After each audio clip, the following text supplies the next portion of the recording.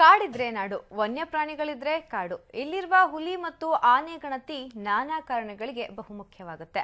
ಪ್ರಸ್ತುತ ರಾಜ್ಯದ ಬಂಡೀಪುರ ಅರಣ್ಯದಲ್ಲಿ ಆನೆಗಳ ಗಣತಿ ಕಾರ್ಯ ಶುರುವಾಗಿದೆ.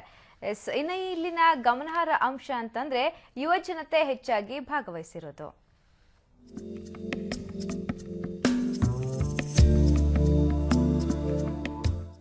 ಕರ್ನಾಟಕ, ತಮಿಳುನಾಡು ಮತ್ತು ಕೇರಳದಲ್ಲಿ ಅತ್ಯಧಿಕ ಸಂಖ್ಯೆ ಆನೆಗಳಿವೆ. ಅದರಲ್ಲಿಯೂ ರಾಜ್ಯದ ಬಂಡೀಪುರ ಅರಣ್ಯ ವಲಯದಲ್ಲಿ ಅತ್ಯಧಿಕ ಆನೆಗಳಿವೆ. ಬೇರೆ ಬೇರೆ ರಾಜ್ಯಗಳಲ್ಲಿ ಏಕಕಾಲದಲ್ಲಿ ಆನೆಗಳ ಗಣತಿ ಆರಂಭವಾಗಿದೆ. ನಾನಾ ಕಾರಣಗಳಿಂದ ಇದು ಪ್ರಾಮುಖ್ಯತೆ ಪಡೆದಿದೆ. ವನ್ಯ ಪರಿಸರದಲ್ಲಿ ಇರುವ ಪ್ರಾಣಿಗಳಲ್ಲಿಯೇ ಬೃಹತ್ ಗಾತ್ರದ್ದು ಆನೆ. ಇವುಗಳ ಕಾರಣದಿಂದಲೂ ಅರಣ್ಯ ಸಮೃದ್ಧವಾಗಿ ಬೆಳೆಯುತ್ತದೆ.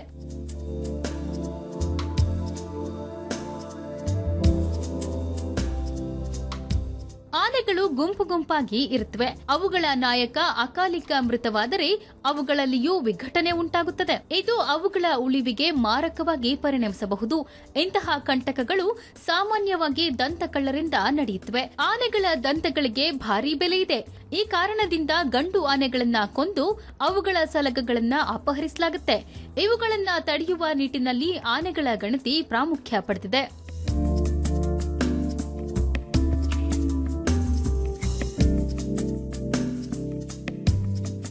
ಆನೆಗಳು ಹೆಚ್ಚಾಗಿ ಇರುವ ರಾಜ್ಯಗಳಲ್ಲಿ ಅವುಗಳ ಗಣತಿ ನಡೆಸುವುದರಿಂದ ಗಂಡಾನೆಗಳ ಸಂಖ್ಯೆ ಎಷ್ಟು, ಹೆಣ್ಣಾನೆಗಳ ಸಂಖ್ಯೆ ಎಷ್ಟು, ದಂತಗಳಿರುವ ಆನೆಗಳೆಷ್ಟು, ಮರಿಯಾನೆಗಳೆಷ್ಟು ಎಂಬೆಲ್ಲ ಮಾಹಿತಿ ದೊರೆಯುತ್ತೆ.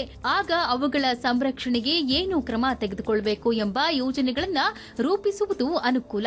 ಇವೆಲ್ಲದರ ಜೊತೆಗೆ ಮಾನವ ಮತ್ತು ಆನೆಗಳ ನಡುವಿನ ಸಂಘರ್ಷವನ್ನ ತಪ್ಪಿಸಲು ಆನೆ ಗಣತಿ ಸಹಾಯಕ. 500 ಹೆಕ್ಟರಿಂದ 600 ಹೆಕ್ಟರಿಗೆ ಒಂದೊಂದು ಬ್ಲಾಕ್ ಮಾಡಿದ್ದೀವಿ. 122 ಬ್ಲಾಕ್ ಇದೆ.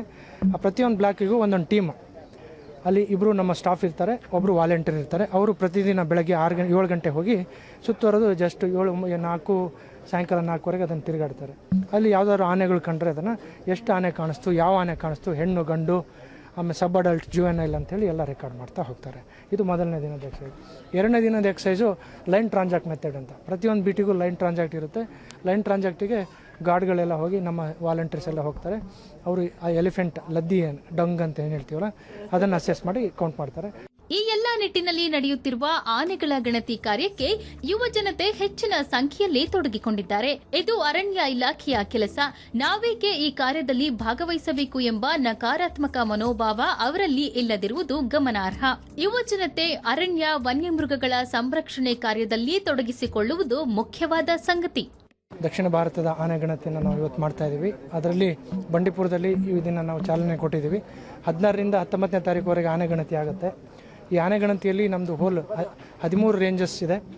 13 ರೇಂಜಸ್ಸಲ್ಲಿ 12 ರೇಂಜಸ್ಸಲ್ಲಿ ಆನೆಗಳು ವಿಸ್ತಾರವಾಗಿ ಎಲ್ಲ ಡಿಸ್ಟ್ರಿಬ್ಯೂಟ್ ಆಗಿದೆ.